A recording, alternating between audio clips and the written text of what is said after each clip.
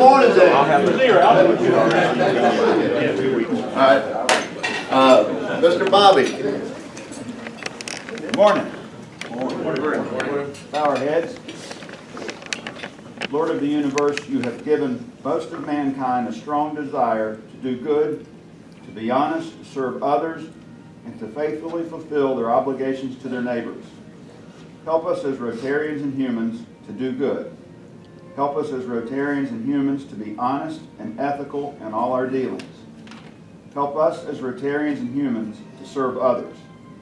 And help us as Rotarians and humans to faithfully fulfill our obligations as neighbors to our community, our nation, and the world.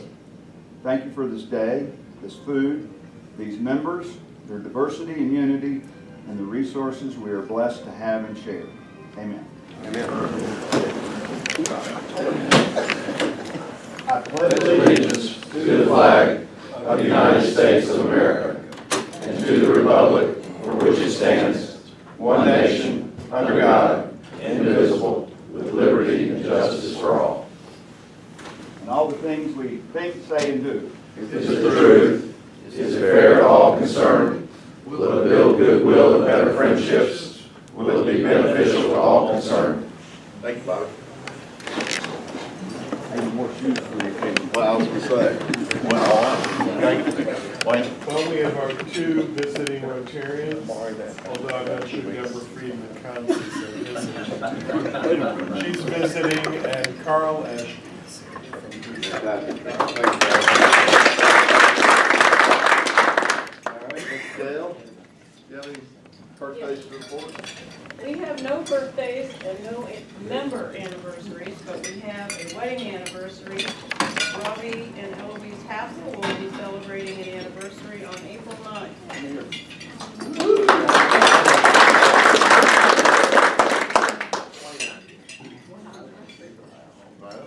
All right.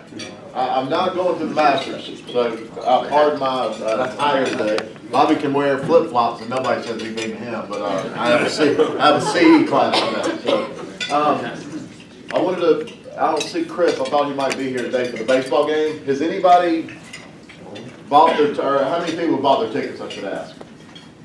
Great, so we do have some purchases out there. I think Jim has something to mention about that. I see there's a few people who haven't bought their tickets. So I got a deal for you. I got 6 extra tickets here. But here's the deal. You want one of these tickets. As you know, the ticket costs $10 and $3 if it goes to Rush. My deal is, I'll sell you this ticket for $5 if I'll give you this ticket to you for $5, give it to Rush. So that's an extra $2. So I got 6 tickets. So, see me after the meeting.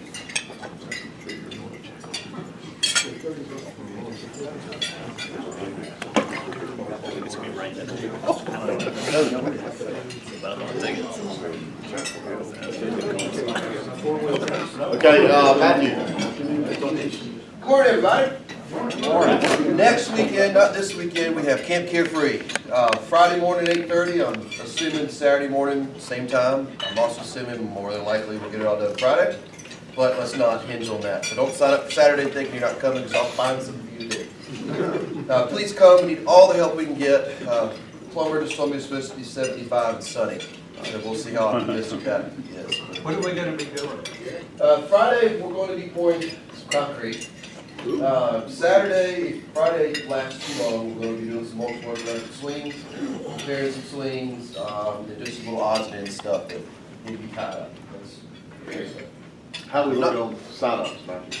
I think, as of yesterday at 5, there were 6 for Friday and 1 for Saturday, not including a couple who said they were going to sign up for Saturday. So please get on the sign-up sheet and put your name on the list. I'll send it around again this morning. All right, thank you, Matt. Absolutely. Any other announcements? Chip? No? Happy Thursday morning. Oh, yeah, I guess what you Oh yeah, we got that, was it? That thing. The fundraiser. That thing going on. Started getting a few checks in, and you guys have been selling some sponsorships, that's wonderful. Counting on the past presidents to kind of keep up with their ticket sales of their troops, make sure that their guys have their tickets. Chip, I'm incredibly disappointed you haven't asked for more tickets yet. You're really slipping this year, but I know where mine are, I haven't lost them, so. you're way ahead of the game. What about all the guys in your group? Yeah, hopefully all those guys are selling tickets. Money's starting to trickle in a little bit. Rusty's got a deal coming where he's going to coerce a bunch of folks to come to the event the night of, so hopefully it's all going to come together at the end. It always does. Yeah, things are happening behind the scenes, but basically, sell your tickets, sell some sponsorships. Thanks, Paul. And, you know, I don't have to reiterate for any of the new members who've never been to one of our fundraisers, but that is what makes us happen. I mean, that's our annual event, and it's huge. And get out there, please sell your tickets, and it's an awesome event. Greensboro loves it, and it's going to be a great time this year. I'm going to do Rotary feud first, I believe. No, actually, I'll do it right now. How's Robbie on the breakfast? There, are you good? Yes, sir. For a new member? Yes, sir. Let's do it. Fantastic. David, come on up, buddy.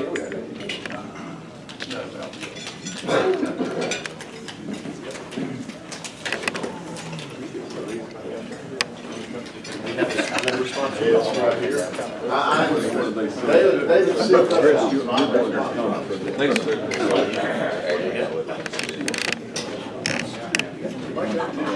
We do. All right, we'll allow our new member sponsor, Ralph Jones, to speak and introduce our respective new member to us. This is Dave Lillard. Dave, tell us a little bit about yourself, what you do and your family. Absolutely. So I wasn't born in Greensboro, but I feel like I grew up in Greensboro. I got my driver's license here. I learned to drive here. That's where we really grew up, right? I love this city. It's where I went to high school. It's where I met my wife of 11 years. It's where I went to college. It's where I planted a church. It's where I started a business. And so I love this city. My former employer was one of the founding members of Mid-State Rotary in Asheboro. And so learned about Rotary through him. Also my colleagues David Childs and Ira Ross are over at Summit Rotary, and so learned a lot about Rotary from them. And just was excited about the opportunity to be a part of an organization that is doing so much for the city that I love. And so, thank you for all that you have done and all you are doing, and thank you for inviting me to be a part of it.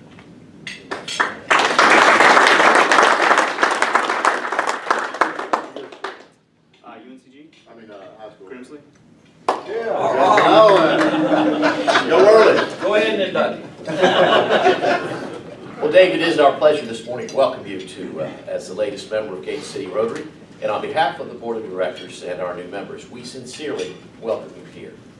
And our welcome is not only in anticipation of the good fellowship we'll share with you on Thursday mornings here and during social outings. We welcome you for your strong arms and your sturdy back, which will help us carry out our many service projects, which in a small yet significant way make our community, our country, and our world a better place for all to live. For all here, Rotarians and non-Rotarians alike, let's be reminded of these important facts. First, Rotary is not a political organization, but all Rotarians are vitally concerned with everything pertaining to good citizenship and the election of good men and women to public office. Rotary is not a charitable organization, yet its activities exemplify the charity and the sacrifices that one should expect from people who believe that they have a responsibility to help others. And Rotary is not a religious organization, but it is built on those eternal principles that have served as the moral compass for people throughout the ages, as well as the foundation of our great country. Well, Dave, Rotary is an organization of business and professional people pledged to upholding the highest professional standards. Rotarians believe that worldwide fellowship and international peace can be achieved when business people unite under the banner of service. And with that in mind, I would like at this time for everyone to stand for the delivery of the following charge. You, Dave, have been chosen for membership of the Rotary Club of Gate City. Your sponsor and fellow members believe that you are a leader in your special line of work and that you embody the qualities of head and heart that fit you to interpret and impart the message of Rotary. You are now the representative of your vocation to this club. And in turn, at the same time, you now become an ambassador of Rotary. We rely on you to carry the principles and ideals of service to those with whom you work. And additionally, we expect you to help inspire us, your fellow members, to become better Rotarians. And I would now ask sponsoring member Ralph Jones to present you with this distinguished badge of membership and other accoutrements thereof. And it is our hope that you will wear it and the pin proudly for others to see. Allow us all at this time, as I extend the right hand of fellowship to you, Dave, to welcome you to the Gate City Rotary Club. Let's give it a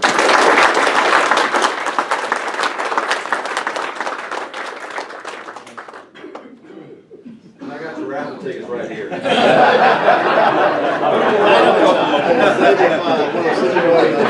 Sign this bitter factor. All right. Let's have some Rotary review here. Chip Person family. And we'll keep it right here, but we'll switch up a little bit. We'll do the Foster family. Switch it up a little bit. Are we all, do all these people family? We're going in. Oh, you're gonna play, okay. Well, hold on, let me tell you what the question is. We're keeping it real clean today. What are the six, there's a list of 6 items that you associate with springtime? Flowers. No, we'll give it to them. Flowers blooming. Hold on, we're gonna go in order. Okay, I'm sorry.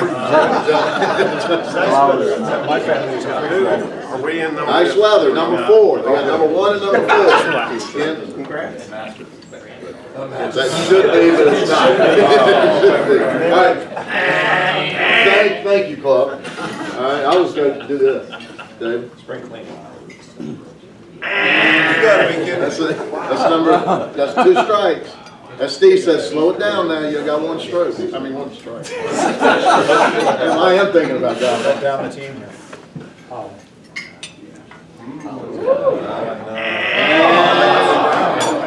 right, we got flowers, I got his other. They fit. Yeah, that's a good spring cleaning.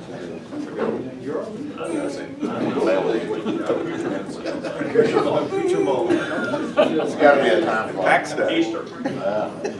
Last answer, both of your answers were good, rain, spring showers.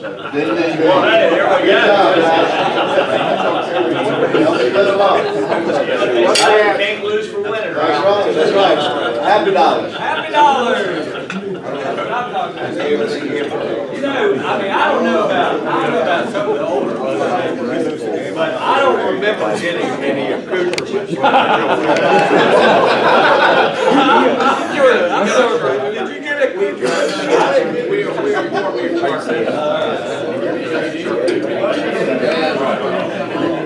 I want to thank James Edwards for allowing me to talk this morning in his new house up in Boone. It's a beautiful house up there. I want to thank Sally Milliken. She's been real good to Trotter Brothers about doing some properties that she's listing. And then I want to thank Ralph Jones, who helped the business out with insurance. Thank you, Ralph.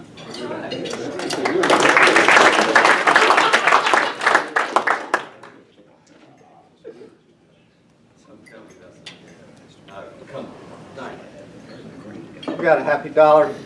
Y'all know that Robbie Hassel often leads us in singing for birthdays and Christmas and those kind of things. But I wanted to publicly thank Robbie. He sings in our choir, and the Easter music and during Holy Week was really outstanding. And I'd like to thank Robbie and all of his friends. Thank you. Thank you.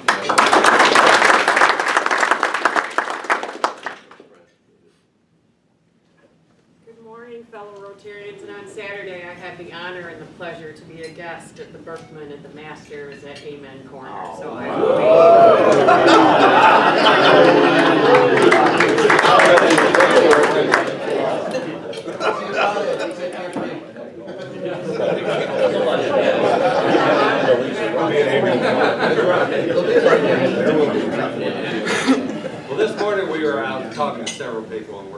talking about employees and, you know, how that made things hard. And Grandpappy Lewis, he always had great management advice. He said, you know, sometimes the easiest way to improve morale is just fire all the unhappy people.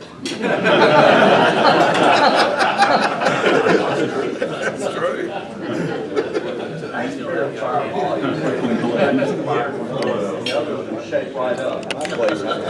Ruster's Grandpappy Lewis had a management book, he's marketing, that's a great, you know, periodically, we like to rotate member speeches or new member talks and seasoned member talks into the rotation. And I'm so pleased this morning we had 2 member talks to bring to you. Ken Kinga and Steve Scott will be presenting today.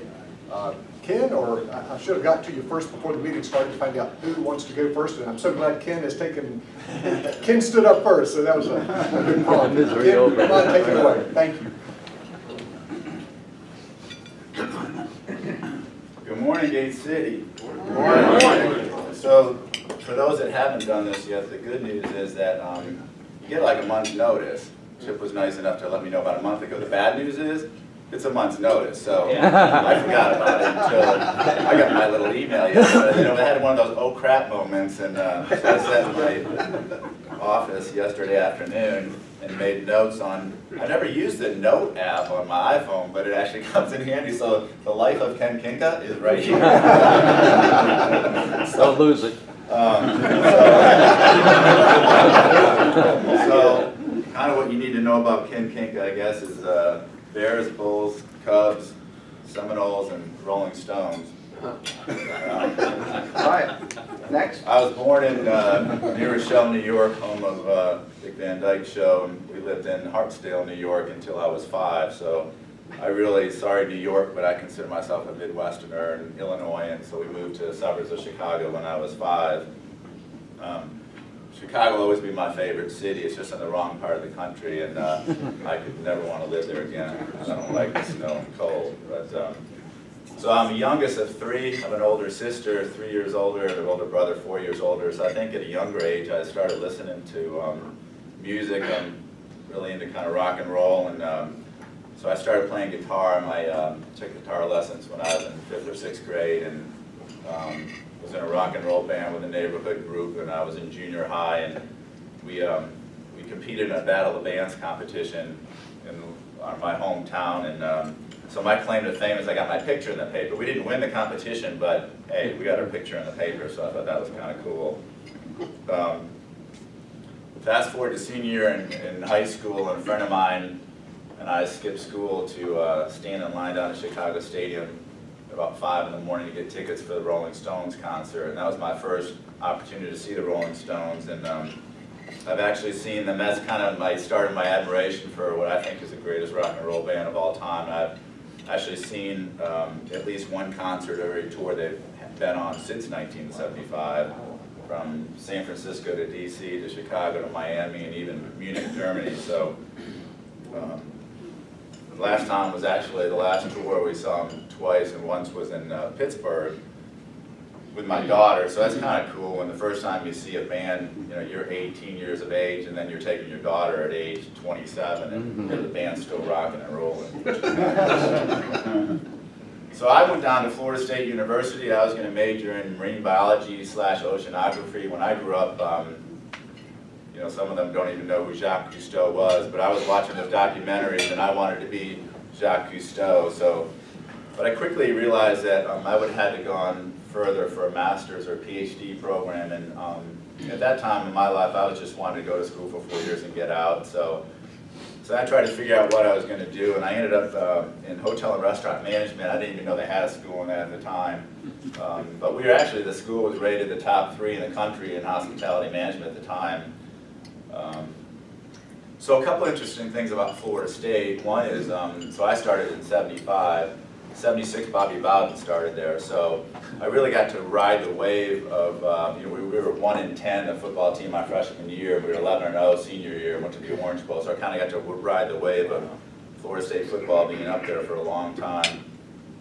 Another was kind of a dark time was, I don't know if any of y'all remember Ted Bundy.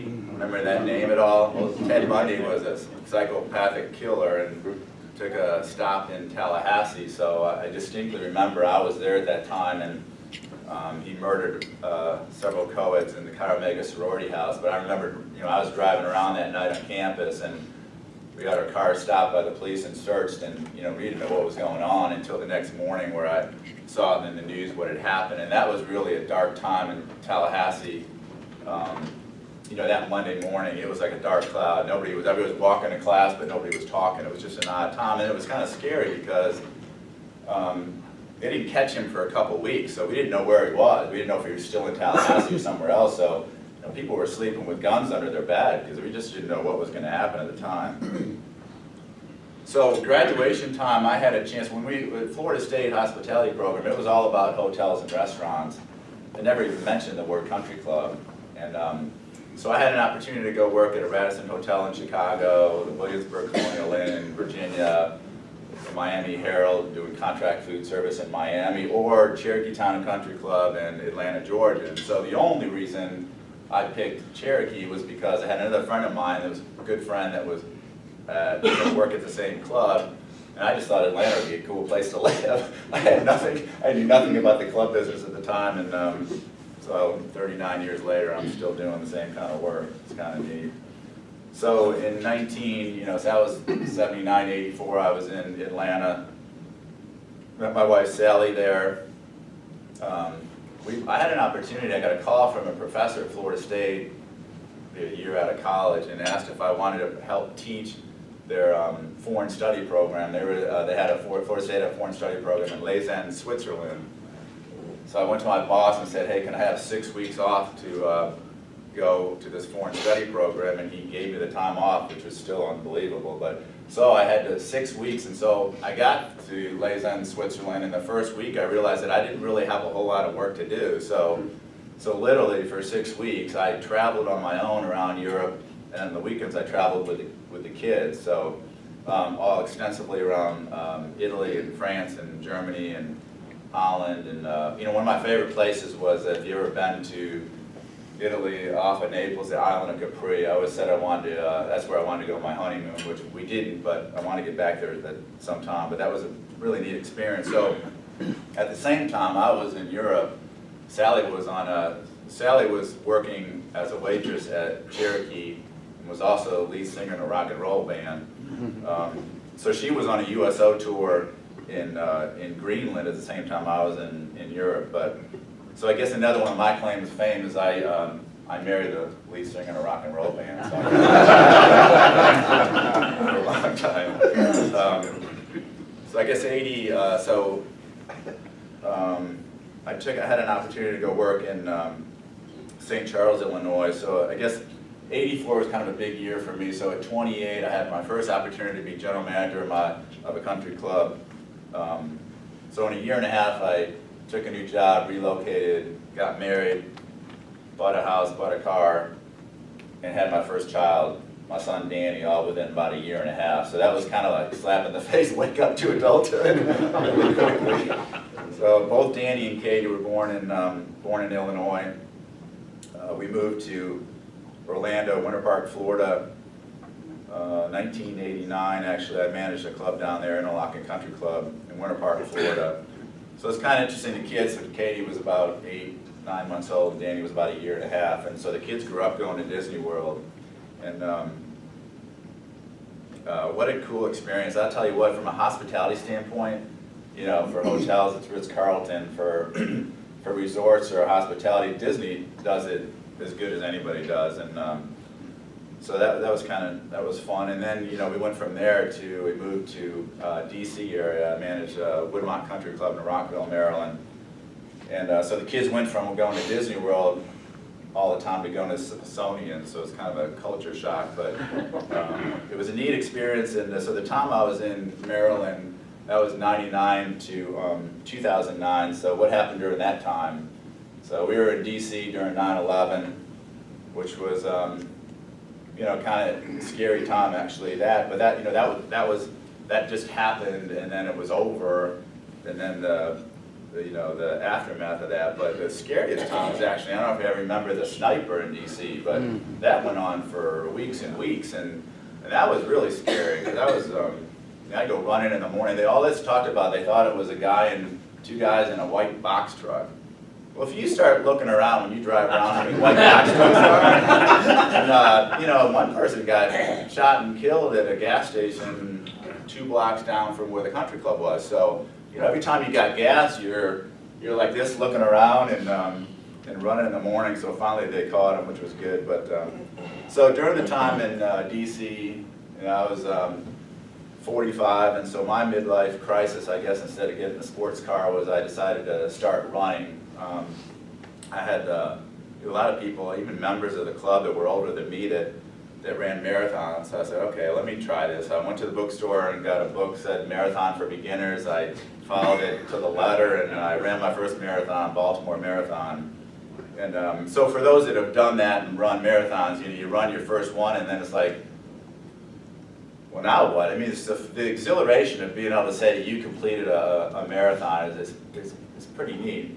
And but then what do you do? Like 2 days later, I go, well, now what am I going to do? So I just decided to keep running. So I ran over a 5-year period of time. I ran 20 marathons, a couple of ultras, a bunch of triathlons, and some halves. And then I kind of topped that off with, when I was 50, I ran the JFK 50 miler, which was really one of the greatest experiences of my life. To be able to say that you completed a 50-mile race.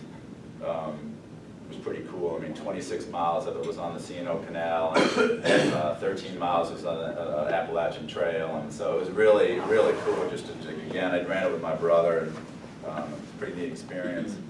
Also, during that time when I was in DC, I saw a special on the Grand Lodges of the national parks.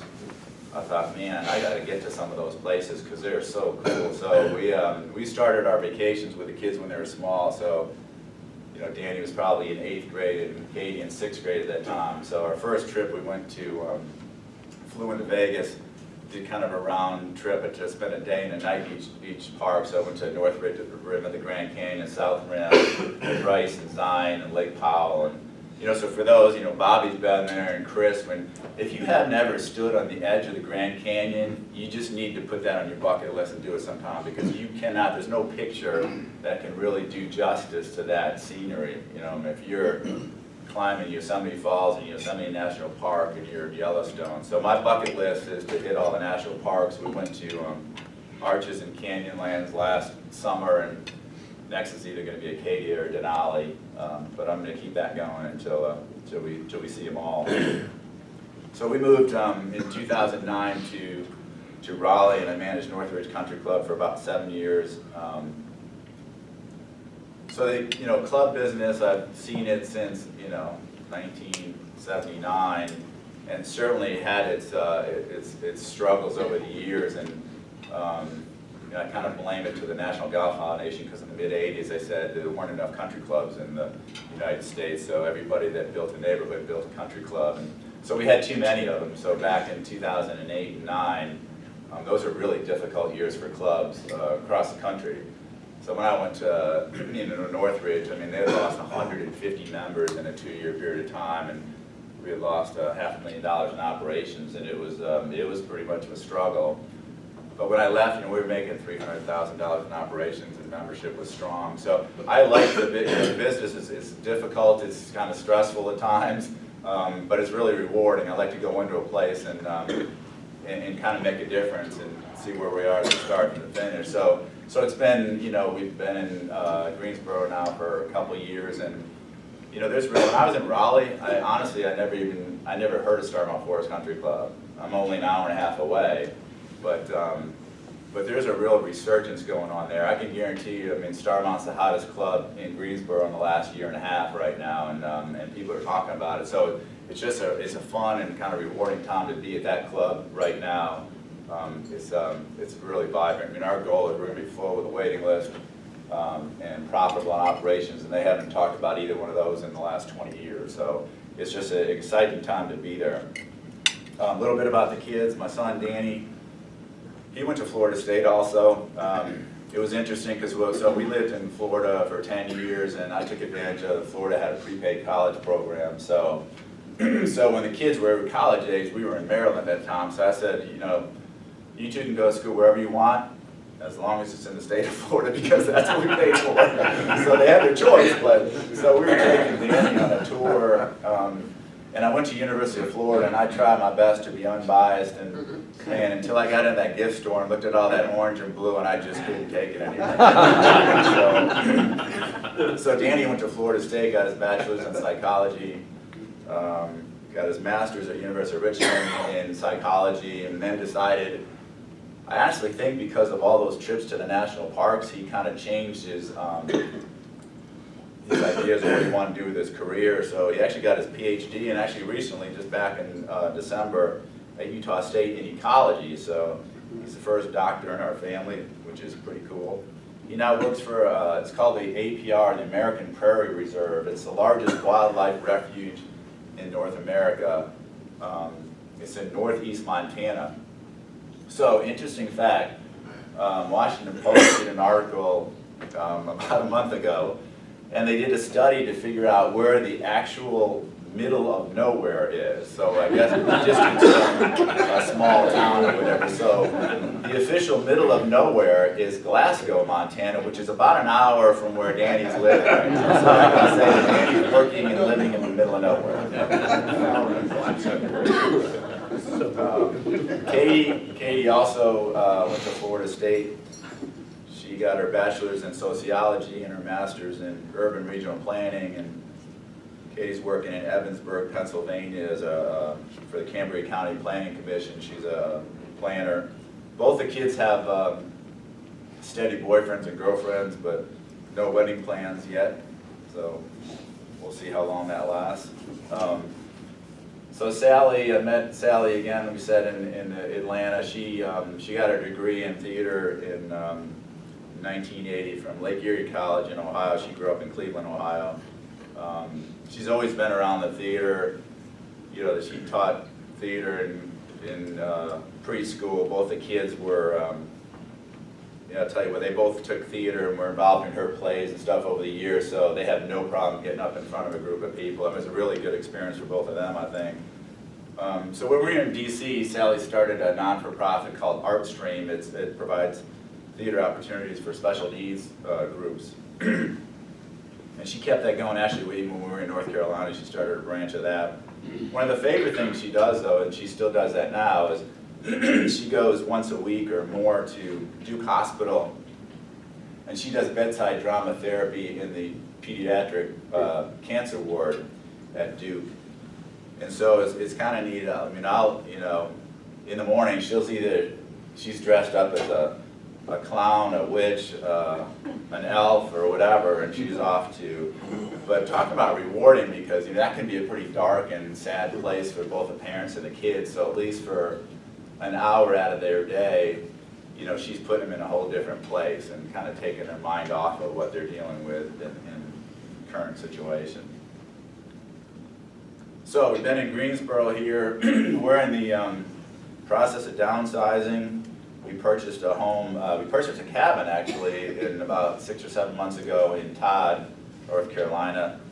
I like to refer to it as the money pit in the mountains, because we've been doing lots of renovations, and I've got a great contractor, but my God, if you even mention that you're just thinking about an idea, the next thing you know, you got pictures and he's done the work, and then he's like, whoa, wait a minute, I was waiting to see what it was going to cost first, but he's already done the work. So we're looking forward to that. The work is almost done. We're going to move our furniture up there, and we're downsizing to an apartment downtown, and so we'll get a chance to actually, we bought the place 7 months ago. We've never spent a night there, so it'd be kind of nice to actually spend a night or two there and enjoy it. So as part of that downsizing, I said I started at an early age listening to rock and roll. So I had accumulated a pretty good collection of, albums and CDs over the years, and cassettes. I guess it went albums, cassettes, and CDs. I skipped the 8-track stage, but so I just got rid of all those, which is kind of liberating at one point, but just kind of I got all the music on digital, so I can listen to any song I want to, and I hadn't actually listened to those albums for I haven't even picked one up for probably 10 years. they just kept moving from one house to another on a shelf. So we finally got rid of all those, which is kind of strange. But so anyway, so that's Ken Kinka in a nutshell.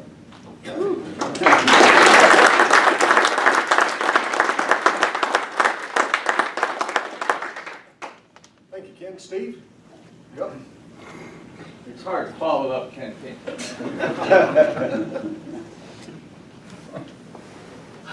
Good morning.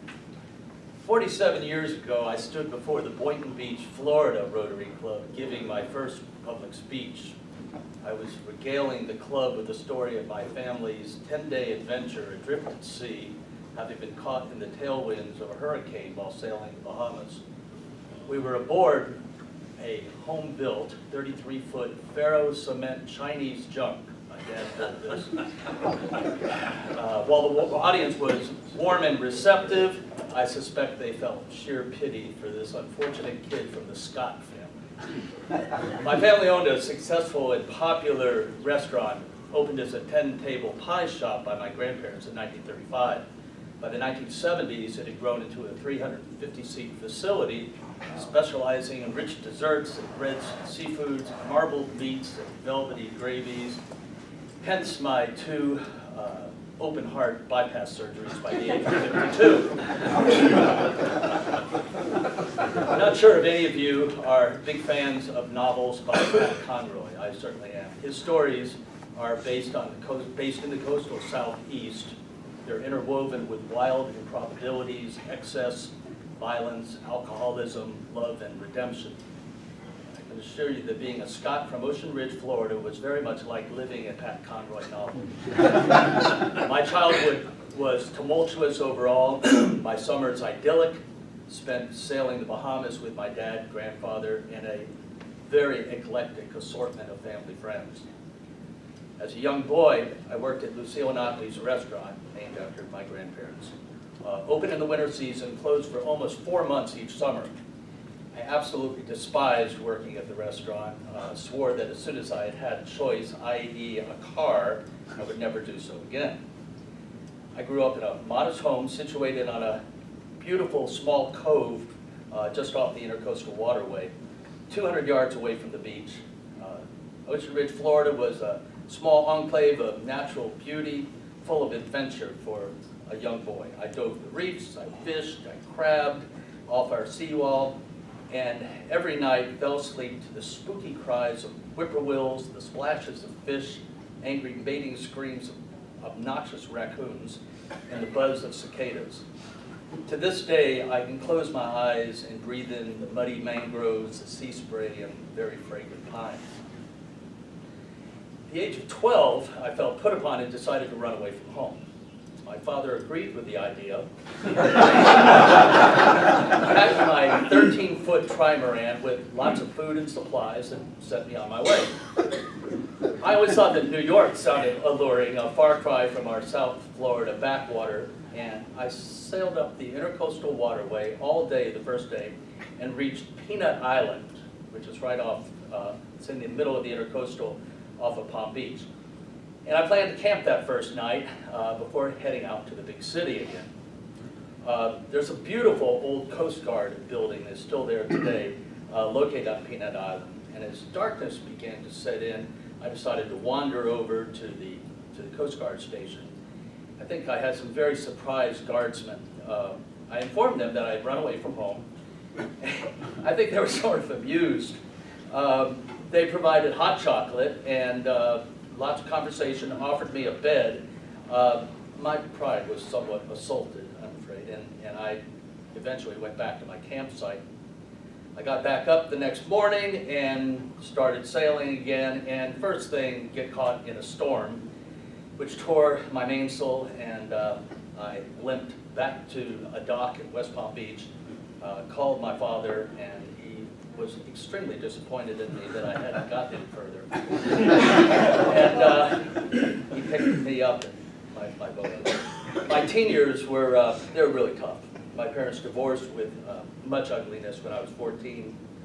My mother was, she was a character. She insisted that I attend the very prestigious St. Andrew's Prep School in Boca Raton. We were decidedly moneyless at that point, and I attended that school on scholarship. I did work around the campus, and for the first time in my life, really encountered socioeconomic inequities in our society. However, I got an amazing education, 6 years of Latin. It was an extremely demanding curriculum, and I'm eternally grateful for those 6 miserable years. My social network, my friends, revolved around the local high school kids with whom I pumped gas, bagged groceries on weekends, and partied on the beach, revved up to the Rolling Stones, Crosby, Stills, Nash & Young, Aretha Franklin, Eric Clapton, and Marshall Tucker. I was a very mediocre student, but I could test with the best. I don't know why. If you attended St. Andrews, it was expected that you would graduate and move on to some well-known, out-of-state college. My mother stepped in and decided that I would attend Vanderbilt or Duke. My own choice was UNC. So I was able to apply to all 3. I was waitlisted by UNC, accepted by Duke and Vanderbilt, hated Nashville, hence 4 years in Durham. I would be the first male in my family to attend college, and I really had no idea why I was there. My first resident hall was co-ed, Southgate dorm, and I didn't realize when I had selected it that it had a reputation for being rather extreme. At my first dorm meeting, we freshmen were advised that we needed to keep our doors closed when smoking pot. Cocaine and other drugs were not necessarily conducive to academic achievement, and that we probably should avoid heroin altogether. I worked my way through college waiting tables at the Village Dinner Theater. I don't know if any of you remember the Village Dinner Theater just outside Raleigh. I mingled and guzzled with has-been actors after hours amidst great hilarity. They were just amazing people. All of my Duke friends were exemplary students, and I played Pied Piper to all. I led backpacking trips to the Smokies, hitchhiking jaunts to the beach, and brought very willing friends back home to South Florida for holiday debauchery. Somehow, I did graduate in 1979 with a somewhat useless degrees in economics and Russian, with a 2.7 GPA, still clueless as to why I just incurred lots of student debt with no job in sight. Reluctantly, I headed back to Florida and stumbled into a bank loan trainee position with Sun Bank, which would later become the SunTrust organization. And as a trainee there for the next 4 months, I repossessed cars, all the while suspecting that there was something very wrong with that picture. That August, my dad's wife was mugged and left for dead. He was desperate for some assistance with the restaurant and made me an offer I could not refuse. My first year reemployed there was sheer agony, miserable hours, a huge unpredictable staff, and the tyranny. I don't know if any of you have grown up in family businesses, but family tradition often nonsensical. However, we were off in the summers. My first summer, I took a solo motorcycle trip across country, stopping off in South Bend, Indiana, to get together with a girl I had met in Florida while she was on vacation. And for the remainder of that 2-month cross-country trip, I thought of her often and decided she needed to marry me. Things got better at the restaurant. I somehow learned some business sense while in college, bought some fresh ideas for the fray, and profits increased. My dad, having hit a reef and sunk his first boat several years prior, now began a 4-year construction of a 70-foot ferro cement Chinese junk, intending to soon retire and sail around the world. I ended up marrying that Irish Catholic, red-headed girl from South Bend. She was an obnoxious Notre Dame fan, an absolute crazed sports fan. Her grandfather had been the athletic director there during the days of Rudy, for those of you who are old enough to remember that story. If you know me, you know I know nothing about sports, and Mercedes was excellent at parties because people would walk up to me and go, "How about them?" Whoever the hell they were, and I would just say, "Merce." Anyway, Merce and I took over the family business. We traveled extensively together and solo also. In the meantime, we created 2 wonderful kids, Quinn and John. My dad finally launched his second boat, and he and his wife began their circumnavigation. staying in touch with my grandfather nightly by shortwave radio patches. Somewhere in there, I joined, late 1980s, I joined Boynton Beach Rotary and eventually hosted the club for several years at my restaurant. However, the years passed and business slowly declined. Chain-type restaurants began to take an ever greater bite out of our business. Low prices, high volume were the characteristics of our business model. Profits declined, and at the same time, my rather raucous marriage began to do the same. We eventually divorced, and soon after I sold the business. Within months, we learned that my dad had disappeared at sea. It was a very tough time. I looked around for a while for something else to do, but now in my 40s, with little experience besides the restaurant, there were not a lot of opportunities. I opened up a small food production business, creating and selling both retail and wholesale versions of many of our restaurant's famous products. I married Lori soon after, and we worked hard together to build our business, catering to both the tourist trade and to commercial outfits. In the summer of 2010, my ex-wife, mother of my kids, developed a fast-spreading cancer and died 5 months after being diagnosed. And suddenly I was full-time parent to Quinn and John and my stepdaughter Taylor. Just a year later, 9/11 took place. Interestingly enough, the terrorists trained about 5 blocks away from my, well, they stayed in a hotel while they trained at the Palm Beach Airport. The hotel was about 5 blocks away from my business. All businesses in Florida dried up, and I was in a state of terror myself. I knew that being a good parent was preeminent. I again sold my business and began to seek a position where I could spend more time with my kids.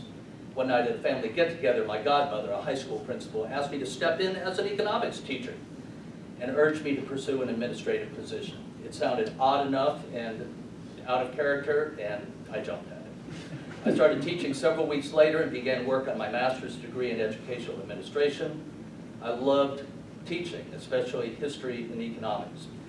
I was assigned 2 wildly different groups of kids. I taught advanced placement courses for several periods, and then English as a second language students for the remainder of the day. My restaurant experience paid off as I spoke a fair amount of Creole due to the large number of Haitians living and working in our hometown. The rest of the story goes pretty fast. After several miserable years of hurricanes, rising home and tax and insurance prices, my wife and I decided to move the family to North Carolina. Of course, this was my daughter's senior year in high school. She really loved me for that. We somehow settled on the Triad area. With my own kids growing up, I eventually took on an assistant principal role out in Burke County. And my second marriage didn't survive multiple moves and transitions, and we split. After 2 years in Burke County, with my son headed off to NC State, I transitioned to Rockingham County, where I stayed for the next 6 years. There was much about being a school administrator that I cherished. I love this high school angst, watching kids evolve into young adults. I even learned to love middle school students. However, I no longer needed to be there for my kids. I didn't have to have those hours anymore. I became increasingly disenchanted with the Byzantine world of school politics, bureaucracy, and the values of the state school system. I retired back in 2016 and haven't looked back. I've got a few rental properties that keep me in beans and rice and a weekly Rotary breakfast. I've been extremely fortunate with my real estate business associated with Alan Tate. I currently live with my partner, Peter. Unfortunately, I sail whenever and wherever I can. Unfortunately, the last bareboat charter on Pamlico Sound closed down a couple years ago. There's still outfits on Chesapeake Bay. My son John, now an engineer, married the wonderful Rose last May, and they live in Raleigh. And I suspect they will procreate within a reasonable amount of time. My daughter Quinn is an amateur paleontologist and lives with her partner Rachel in Banner Elk. I turned 60 in 2 weeks. I have had an extraordinary life.